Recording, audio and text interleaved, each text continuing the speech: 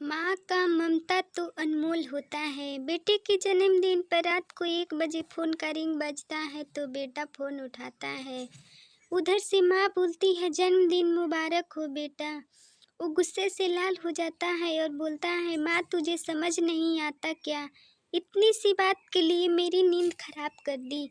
यह बात तो तू मुझे सुबह भी बोल सकती थी। इतना कहकर वह फ़ोन काट देता है।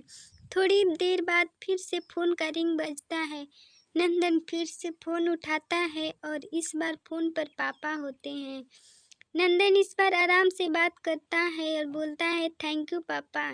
आपने मुझे बर्थडे विश करने के लिए फ़ोन किया, वो भी इतनी रात को। पापा कहते हैं नहीं बेटा, मैंने तुम्हें मुबारकबाद देने के लिए नहीं, बल्कि ये बताने के लिए फ़ोन किया है कि तुम्हारी माँ बिल्कुल पागल है। वो इतनी पागल है कि पिछले 1 महीने से मुझे तेरा बर्थडे याद दिलाते आ रही है। वो इतनी पागल है कि तू हमसे सैकड़ों किलोमीटर दूर है, फिर भी उसने अपने हाथों से केक बनाई है और ये भी जिद की है कि जब तक तुमको विश नहीं कर लेती, ना खुद खाना खाएगी ना मुझे खाने देगी। नंदन सब ध्यान से सुन रहा था और बोला नहीं पापा, माँ बिल्कुल पागल नहीं है। पापा कहते हैं नहीं बेटा, तू अपनी माँ के पागलपन को नहीं जानता। मैं जानता हूँ, यह तो 24 साल पहले ही पागल हो गई थी।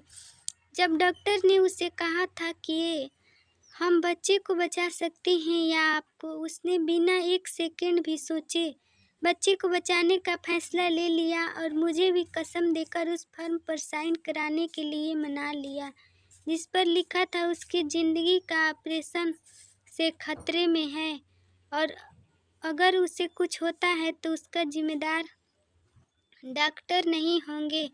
तू ही बता, बिना तुझे देखे जो औरत तेरे लिए मरने के लिए तैयार हो जाए, वो पागल नहीं कहेंगे तो क्या कहेंगे?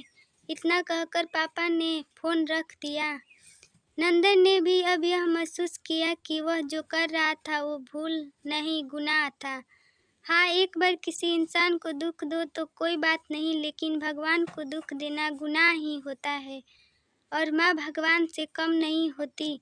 तब पश्चात के आंसू उसकी आंखों से बह निकली। सवेरे होते ही नंदन अपने घर की ओर रवाना हो गया, अपने माँ पापा से माफ़ी मांगने के लिए। घर पहुँचते ही उसने पहले अपनी माँ से माफ़ी मांगी, जिसने उसे गले से लगा लिया। फिर वह अपने पापा से माफ़ी मांगने लगा। पापा ने कहा कोई बात नहीं बेटा, जा तू वापस चला जा। तेरी माँ हमेशा कहती थी कि तू उसे बुढ़ापे में संभालेगा, लेकिन मैं उसे समझा दूंगा। जैसे आज तक मैं उसे संभालते आया हूँ, वैसे ही आगे भी उसका ख्याल रखूंगा। उसे भी यह समझ लेना चाहिए, जो बेटा उसे एक फ़ोन करने से परेशान हो जाए, वह उसे उम्र भर क्या संभालेगा।